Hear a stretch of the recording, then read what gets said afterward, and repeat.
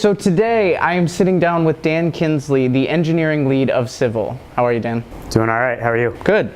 So to start off, could you just tell me a little bit about Civil and what it's about, how it got started? Yeah, sure. So Civil is a decentralized marketplace for ethical journalism. It's a bit of a mouthful. So a marketplace meaning we're not hiring journalists and writing the stories ourselves, but we're a marketplace where we're connecting publications with consumers who care about ethical journalism. And so, what is ethical journalism, right? We took a stab at writing what we call the Civil Constitution with help from our community, with some of our with journalists and people in the industry to define that. And I think at its core, it's being very transparent about your business model, how you're funding, how you're getting funding, what type of journalism you're trying to produce, and then committing to not spreading misinformation. So we have launched this thing called the Civil Registry that allows that it is a whitelist of newsrooms that abide to follow on the Civil Constitution,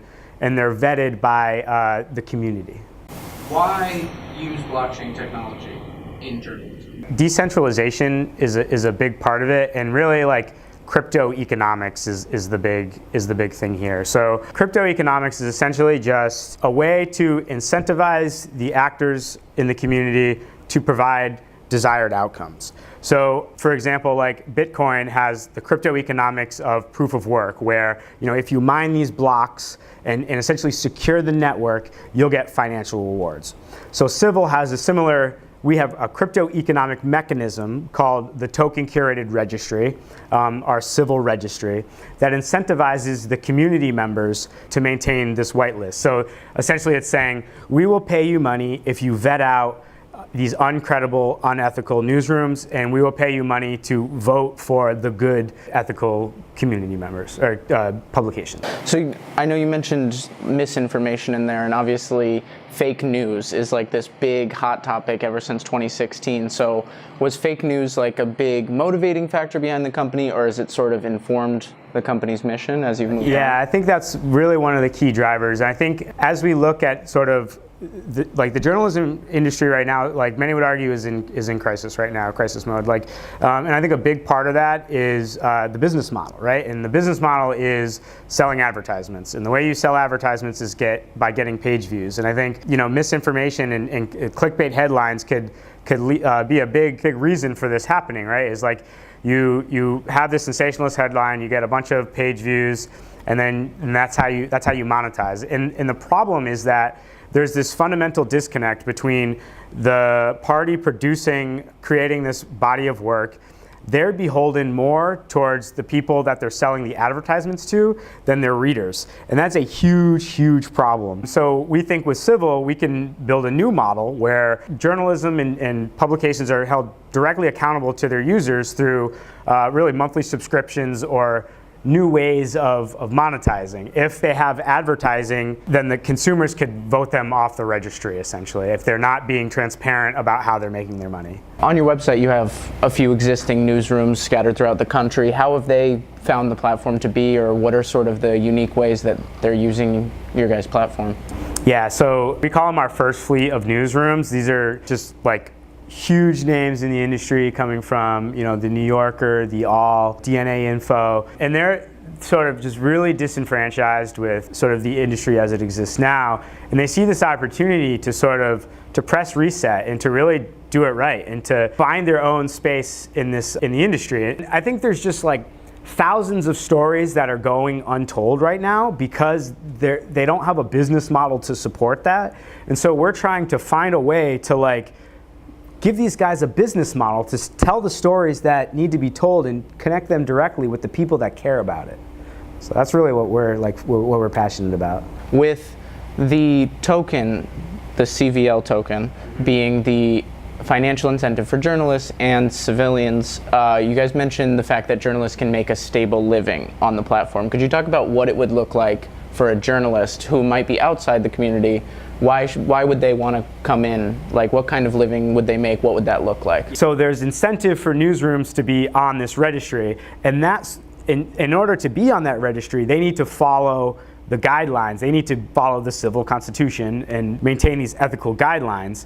But from there, they're free to conduct their business however they want. We expect this to be like some combination of like monthly subscriptions, or maybe like membership models where you could read all of the articles, but then you have like a sustaining donation, kind of like NPR.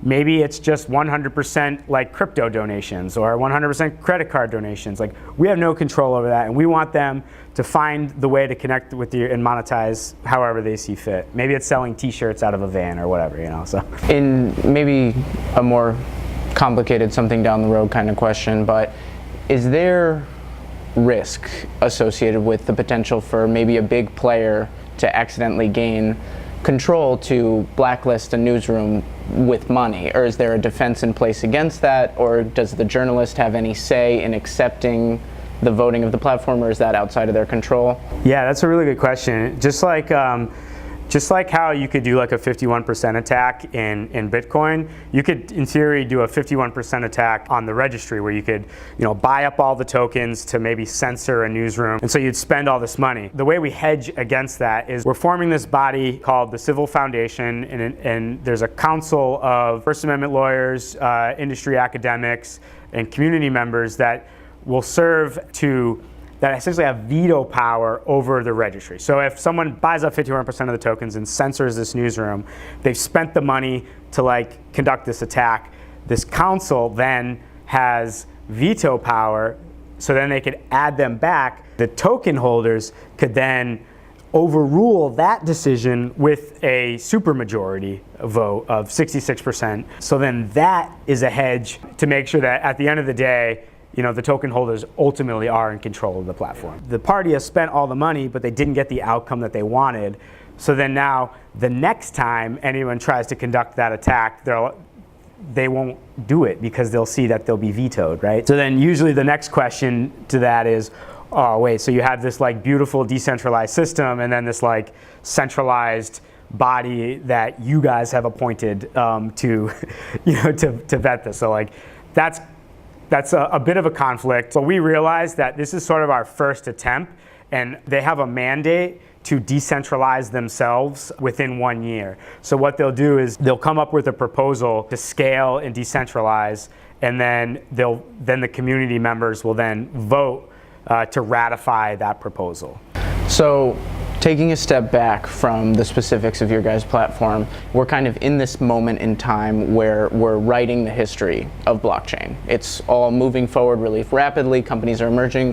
Where do you think that Civil fits into the story of blockchain? I think we sort of see ourselves as the sort of bridge between the old world and the new world of blockchain and decentralized identity, self-sovereign identity, and decentralization, and being these sort of new business models.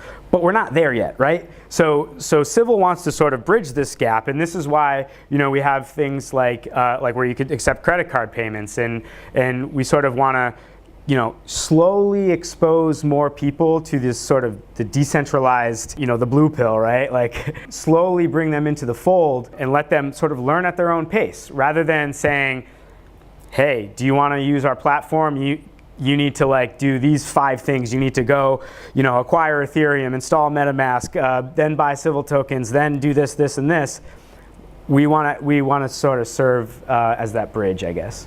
So you guys have this thing called Civil Studios. So with the idea of the word newsroom to most people might simply make them think of traditional journalism, but you guys are trying to hit all forms of media, right? With this idea of Civil Studios? So Civil Studios is really part of our kind of long-term monetization strategy. So the Civil Media Company is launching this protocol of Civil, and then we're sort of stepping back and we're letting the community run it. We're launching Civil Studios as a for-profit venture to find the stories that aren't being told, to find white space in the journalism industry, and we're founding publications on top of the Civil protocol. And again, these are founded by journalists. We're injecting capital to help them get started and helping them find a sustainable business model and equipping them with the tools to just essentially turn a button or press a button and launch a newsroom, and then you just bring your own, you bring the team, and then we'll sort of handle the rest of it. So you guys are obviously working all the time trying to build the company. What's the next step? Where are you guys at right now? What's the thing that you're working on? So we're launching the civil registry very, very soon in the summer, and that's using traditional sort of publications, WordPress, and then we have a plug-in to that connects it to the blockchain, and then a tool to allow people to participate in the governance process in the civil registry. I think one of our next big focuses is on really enabling decentralization of newsrooms and really focusing on censorship resistance. We think tools like IPFS, Swarm can help enable traditionally oppressive regimes to help spread ethical journalism to those and have just unstoppable journalism in those areas. So I think that's one of our next focus that we're really excited about. So if people want to learn more about Civil, where should they go? So you can go to joincivil.com. We just released our white paper, and we definitely recommend you check out Civil Constitution and give feedback on that. There's a lot of great stuff on our Medium page, which is linked on our page, and definitely check us out on Twitter. Awesome. Well, thanks for talking with us. Awesome. This is great. That's ForkU.